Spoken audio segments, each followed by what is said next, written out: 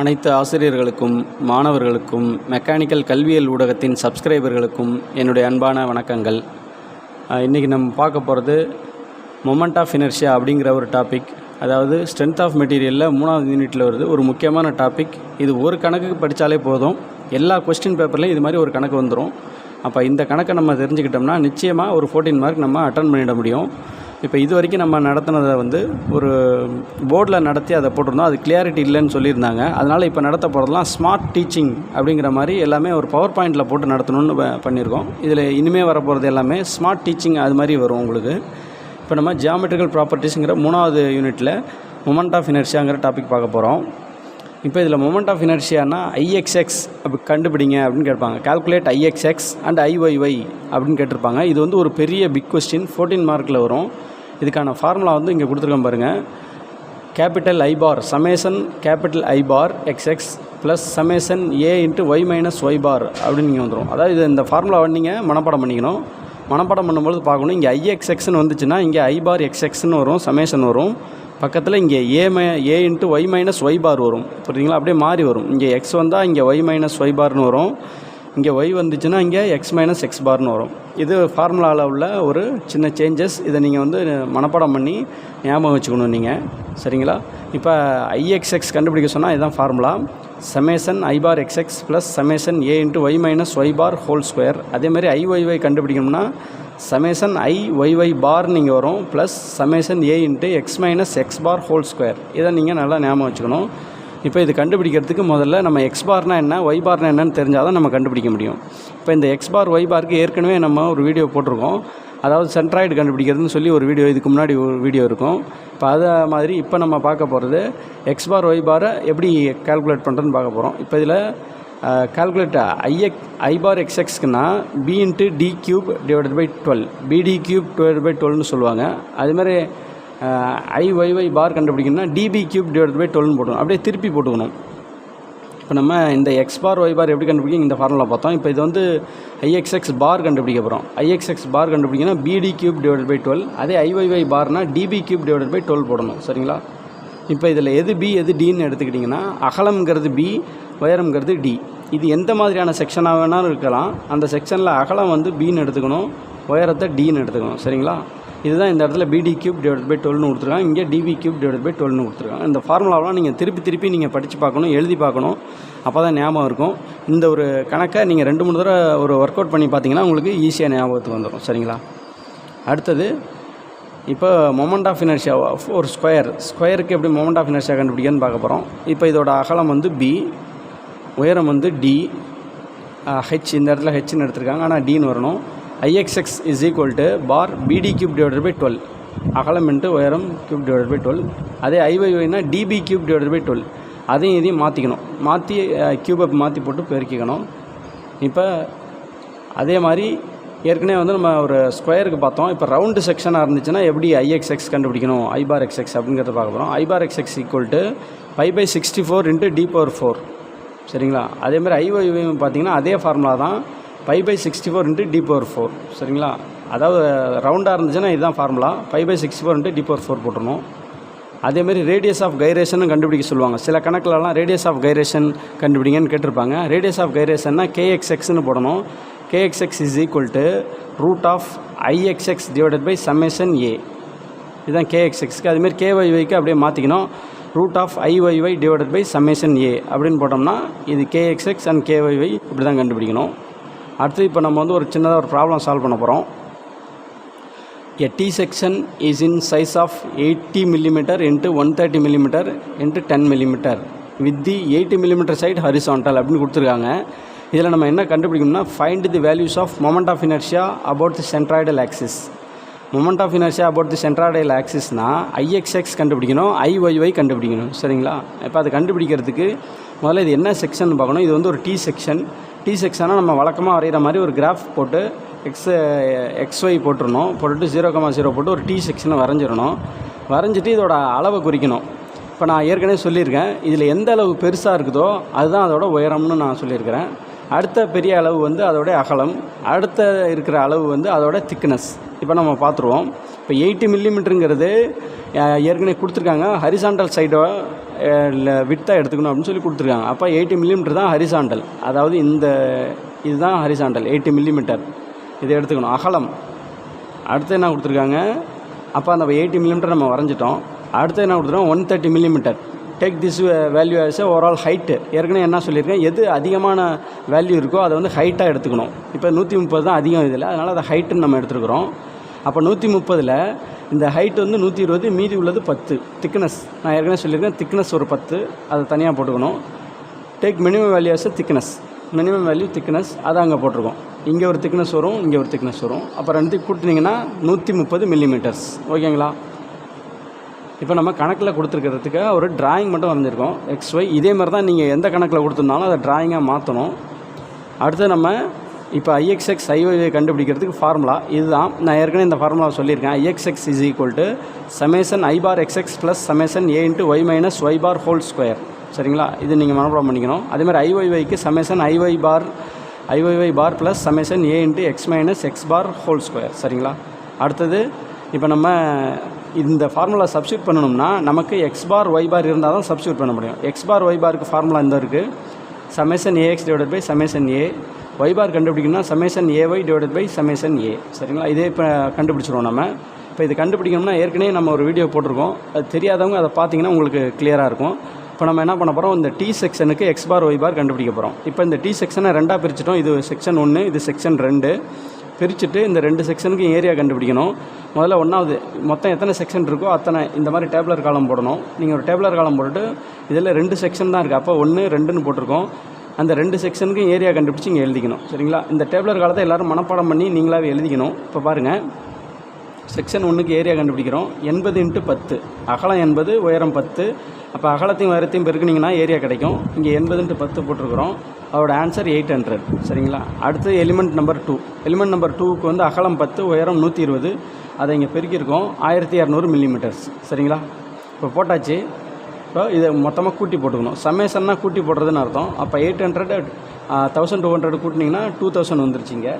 அப்போ அதேமாதிரி XY கண்டுபிடிக்கணும். அதாவது இது வந்து எலிமெண்ட் 1, எலிமெண்ட் 1க்கு X எவ்வளோங்கிறத இங்கே கண்டுபிடிச்சி போடணும். அதேமாதிரி எலிமெண்ட் 1க்கு Y எவ்வளோங்கிறது இங்கே கண்டுபிடிச்சி போடணும். சரிங்களா? XYனா ஒன்றும் இல்லை, அதோட சென்டர் பாயிண்ட்.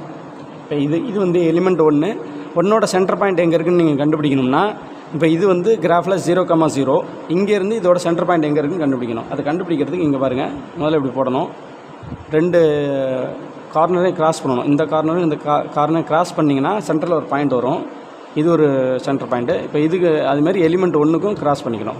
இப்படி பண்ணும்போது இந்த 2 எலிமெண்ட்டுக்கும் சென்டர் பாயிண்ட்டை நம்ம கண்டுபிடிச்சிட்டோம்.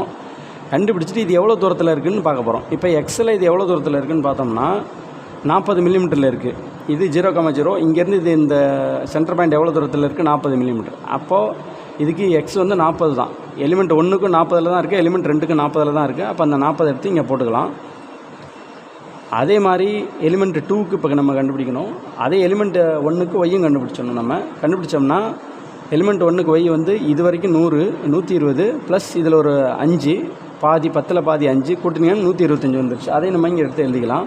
நெக்ஸ்ட்டு பார்த்தீங்கன்னா அடுத்தது எலிமெண்ட் 2க்கு கண்டுபிடிக்கணும். அதுமாதிரி எலிமெண்ட் 2க்கு ஒய் வந்து எக்ஸ் வந்து 40 தான், ஒய் மட்டும் நம்ம கண்டுபிடிக்கணும். ஏன்னா எக்ஸ் வந்து ரெண்டுத்துக்கும் ஒரே எலிமெண்ட், 2 எலிமெண்ட்டுக்கும் ஒரே எக்ஸ் தான், 1க்கு 2க்கும் ஒரே எக்ஸாக இருக்கிறதுனால 40 எடுத்து இங்கே மறுபடியும் இங்கே போட்டோம்.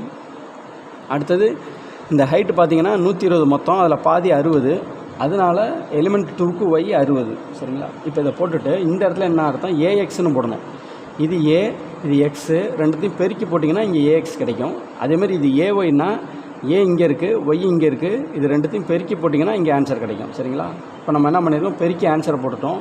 அதே மாதிரி ஏஒய்க்கும் பெருக்கி ஆன்சர் போட்டுருவோம். நீங்கள் கால்குலேட்டர் வச்சு பெருக்கி இந்த ஆன்சர்ஸை நீங்கள் இதில் போட்டுக்கணும். அதே மாதிரி எலிமெண்ட் 2க்கு ஏஎக்ஸ் பெருக்கியிருக்கோம், அதேமாதிரி எலிமெண்ட் 2க்கு ஏஒய்யும் பெருக்கி போட்டிருக்கோம். இப்போ மொத்தமாக கூட்டினீங்கன்னா சமேஷன் பண்ணி போட்டுக்கணும். ஏஎக்ஸ் சமேஷன் பண்ணணும், ஏஒய்யும் சமேஷன் பண்ணணும். சமேஷன் பண்ணிட்டு இங்கே ஃபார்முலா இருக்குது.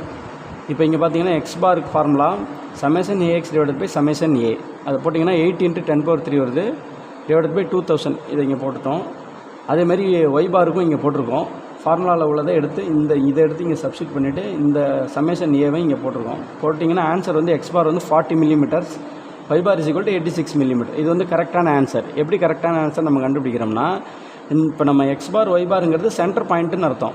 இப்போ எந்த செக்ஷன் அவங்க கொடுத்துருந்தாலும் அதோட சென்டர் பாயிண்ட் தான் எக்ஸ் பார் ஒய் பார். அப்போ இதுக்கு சென்டர் பாயிண்ட் 40 தான் நமக்கு தெரியும் ஏற்கனவே. அப்போ X bar is equal to 40 millimetres கரெக்டான ஆன்சர். ஒய் பார் வந்து 86. இப்போ பார்த்தீங்கன்னா மொத்தமாக 130 இருக்குது. அதில் 86னால் இந்த இடத்துக்கிட்ட வரும். அப்போ இதோட சென்டர் பாயிண்ட் அந்த இடத்துல தான் இருக்கும் சரிங்களா. ஏன்னா இது இங்கே ஏரியா பெருசாக இருக்குது. அப்போ சென்டர் பாயிண்ட் கொஞ்சம் விலகி இந்த இடத்துக்கிட்ட வரும் சரிங்களா. அப்போ இது ஒரு கரெக்டான ஆன்சருங்கிறத நம்ம பார்த்தோன்னே கண்டுபிடிச்சிக்கலாம். இப்போ நம்ம எக்ஸ் பார் ஒய் பார் கண்டுபிடிச்சிட்டோம். இது பேர் தான் சென்ட்ராய்டு. இது சில கணக்கில் வந்து 5 மார்க்லேயே 6 மார்க்லேயே கேட்டாங்கன்னா இது வரைக்கும் நீங்கள் போட்டிங்கனாலே உங்களுக்கு 6 மார்க் கொடுத்துருவாங்க சரிங்களா. நெக்ஸ்ட்டு வந்து நம்ம ஐஎக்ஸ்எக்ஸ் ஐஒய்வை கண்டுபிடிக்கிறதுக்கு இது மாதிரி ஒரு பெரிய டேபிளர் காலம் போடணும் சரிங்களா. இப்போ இந்த படம் நம்ம ஏற்கனவே வரைஞ்சிருப்போம். இந்த டேபிளர் காலம் மட்டும் நீங்கள் புதுசாக போட்டால் போதும். இந்த டேபிளர் காலம் மனப்பாடம் பண்ணிக்கணும். நீங்கள் சென்ட்ராய்டு மட்டும் கேட்டாங்கன்னா ஏற்கனவே முதல் ஸ்லைடில் பார்த்த அந்த டேபிளர் காலத்தை மட்டும் மனப்பாடம் பண்ணிங்கன்னா உங்களுக்கு சென்ட்ராய்டு கண்டுபிடிச்சிடலாம். மொமெண்ட் ஆஃப் இனர்ஷியாவும் கண்டுபிடிக்க சொன்னாங்கன்னா இது 2வது டேபிளர் காலம். இதையும் நீங்கள் மனப்பாடம் பண்ணி போட்டுக்கணும். நமக்கு 2 எலிமெண்ட் இருக்குது. அதனால் 2 ரோ போட்டுட்டு சமேஷன் நீங்கள் போட்டுடணும். போட்டுட்டு இதுதான் ஃபார்முலா. இந்த ஃபார்முலாவில் இப்போ நம்ம கண்டுபிடிக்க போகிறோம். இதில் ஐஎக்ஸ்எக்ஸ் பார் இருக்குதா, இதுக்கான formula BD cube divided by 12. அதேமாதிரி IYY பார் இருக்குதா, IYY bar is equal to DB cube divided by 12 சரிங்களா. இப்போ நம்ம இதை எப்படி கண்டுபிடிக்கிறதுன்னு பார்த்துட போகிறோம். இப்போ நம்ம எலிமெண்ட் 1க்கு ஐஎக்ஸ்எக்ஸ் பார் கண்டுபிடிக்கிறோம். BD cube divided by 12. அப்போ பிங்கிறது எவ்வளோ 80. எலிமெண்ட் 1க்கு பிங்கிறது 80, டிங்கிறது 10 சரிங்களா. அப்போ 80 × 10 கியூப் டிவைடட் பை 12னு போட போகிறோம். இங்கே பாருங்கள், பிங்கிறது 80, டிங்கிறது 10, கியூப் போட்டு டிவைடட் பை 12 போட்டிருக்கோம். அதுக்கான ஆன்சர் வந்து 6.66 × 10⁻³ கேல்குலேட்டர் வச்சு நீங்கள் ஒர்க் அவுட் பண்ணிங்கன்னா இந்த ஆன்சர் உங்களுக்கு கிடைக்கும் சரிங்களா. அடுத்தது நெக்ஸ்ட்டு எலிமெண்ட் 2க்கு ஐஎக்ஸ்எக்ஸ் பார் கண்டுபிடிக்கிறோம். ஏன்னா BD cube divided by 12. B எவ்வளோ 10, டி எவ்வளோ 120, கியூப் டிவைடட் பை 12 சரிங்களா. போட்டோம்னா ஆன்சர் வந்து 1.44 × 10⁻6. அதேமாரி வந்து எலிமெண்ட் 1க்கு IYY பார் கண்டுபிடிச்சிட போகிறோம். இப்போ சமேஷன் பண்ணி இங்கே போட்டாச்சு. போட்டுட்டு இப்போ அதுக்கு கண்டுபிடிச்சிங்கன்னா எலிமெண்ட் 1க்கு DB cube divided by 12. Tina 10, பினா 80. அப்போ 10 × 80 கியூப் டிவைடட் பை 12 சரிங்களா. போட்டோம்னா 426.6 × 10⁻³ சரிங்களா. போட்டு அடுத்தது எலிமெண்ட் 2க்கு கண்டுபிடிக்க போகிறோம். IYY பார் கண்டுபிடிக்க போகிறோம். எலிமெண்ட் 2க்கு 120 × 10 கியூப் டிவைடட் பை 12 சரிங்களா. போட்டு 10 × 10⁻³ இதோட ஆன்சர். இப்போ நம்ம இதையும் சமேஷன் பண்ணி போட்டுக்கிறோம் இங்கே. அதே மாதிரி இங்கே வந்தீங்கன்னா A × y - y bar whole square. ஏற்கனவே முதல் ஸ்லைடில் நம்ம A கண்டுபிடிச்சிக்கிறோம். 2000ங்கிறது சமேஷன் A. அப்போ அந்த ஏவை எடுத்துக்கிறோம். நம்ம அந்த எலிமெண்ட்டோட ஏவை எடுத்துக்கிறோம். நம்ம 2000 போடக்கூடாது. இந்த எலிமெண்ட்டோட A 800, அது × y - y பார். இந்த ஒருக்கு y பார், இதோட y எவ்வளோங்கிறத ஏற்கனவே நம்ம கண்டுபிடிச்சிருக்கோம். அதுலேருந்து எடுத்து இதில் போட்டுக்கணும். 125 - 86 ஹோல் ஸ்கொயர் போட்டுட்டு இதுக்கான ஆன்சர் இங்கே எடுத்து எழுதிக்கிங்க. அதேமாதிரி அடுத்தது எலிமெண்ட் 2க்கு இதை கண்டுபிடிக்க போகிறோம். எலிமெண்ட் 2க்கு 1200 × 86ங்கிறது y பாருங்கிறது 60, y - y bar whole square. அதை இங்கே போட்டிங்கன்னா எலிமெண்ட் 2க்கு நான் போட்டிருக்கேன். அதை இங்கே போட்டிங்கன்னா இந்த ஆன்சர் வரும் சரிங்களா. 811.2 × 10⁻³ சரிங்களா. அதேமாதிரி இதையும் சமேஷன் பண்ணி போட்டுக்கிறோம். அடுத்து பார்த்தீங்கன்னா A × x - x bar whole square. அதே எலிமெண்ட் 1க்கு x - x பார் போட்டிங்கன்னா 0 வரும் உங்களுக்கு. அதை எடுத்து இங்கே போட்டுக்க வேண்டியதான். அதேமாதிரி அடுத்த எலிமெண்ட்டுக்கும் 0 தான் வரும். அதை போட்டுட்டு மொத்தமாக சமேஷன் பண்ணி இங்கே போட்டுக்க வேண்டியதான். இப்போ நம்ம இந்த டேபிளர் காலத்தில் உள்ள எல்லா வேல்யூவும் போட்டாச்சு. இப்போ இங்கே என்ன ஃபார்முலா இருக்கோ அதுக்கான நம்பர்ஸ் இங்கே போட்டு அதை சப்ட்ராக்ட் பண்ணி இங்கே போட்டிங்கன்னா ஆன்சர் வந்துடும் சரிங்களா. இப்போ இந்த டேபிளர் காலம் போட்டாச்சு. இந்த டேபிளர் காலத்துலேருந்து எடுத்துகிட்டு போய் இந்த ஃபார்முலாவில் சப்ஸ்டியூட் பண்ணிங்கன்னா உங்களுக்கு ஐஎக்ஸ்எக்ஸ் IYY பார் ஆன்சர் கிடச்சிடும் உங்களுக்கு சரிங்களா. இப்போ நான் இதில் சப்ஸ்டியூட் பண்ணியிருக்கேன். ஐஎக்ஸ்எக்ஸ் பார் இது A × y - y bar whole ஸ்கொயரோட சம்மேஷன் ஆன்சரை இங்கே நான் எழுதியிருக்கேன். எழுதிட்டு மொத்தமாக கூட்டி போட்டிங்கன்னா அதோட ஆன்சர் IXX = 1.5024 × 10⁻6 mm/4 சரிங்களா. அடுத்தது IYY பார் போட்டு அதுக்கான ஆன்சர் எழுதியிருக்கேன். A × x - x bar whole ஸ்கொயருக்கான ஆன்சர் 0. மொத்தமாக கூட்டினீங்கன்னா 43 IYY = 436.66 × 10⁻³ mm/4 சரிங்களா. இதுதான் ஆன்சர். இது வந்து ஒரு பெரிய பிக் கொஸ்டின். இதை நீங்கள் வந்து இந்த ஒரு கணக்கு நீங்கள் அது கற்றுக்கிட்டிங்கனாலே இதில் வந்து 14 மார்க்ஸ் கண்டிப்பாக உங்களால் வாங்கிட முடியும் சரிங்களா. இவ்வளோ தான். இதில் எதாவது சந்தேகம் இருந்தால் நீங்கள் எப்போனாலும் கேட்டுக்கலாம். தேங்க்ஸ் ஃபார் வாட்சிங். இப்போ இது சம்மந்தமாக உங்களுக்கு வேறு ஏதாவது டீட்டெயில்ஸ் தேவைப்பட்டால் நீங்கள் இந்த இதில் போய் சர்ச் பண்ணிக்கலாம். கூகுள்லேயும் சர்ச் பண்ணலாம், யூடியூப்லேயும் சர்ச் பண்ணலாம். அதுமாதிரி இந்த strength of materials NV publication புக்ஸ்லேயும் ஆர்கே ராஜ்புட் எஸ்டன் பப்ளிகேஷன் புக்லேயே நீங்கள் சர்ச் பண்ணிங்கன்னா உங்களுக்கு அதிக டீட்டெயில்ஸ் உங்களுக்கு கிடைக்கும். தேங்க்யூ.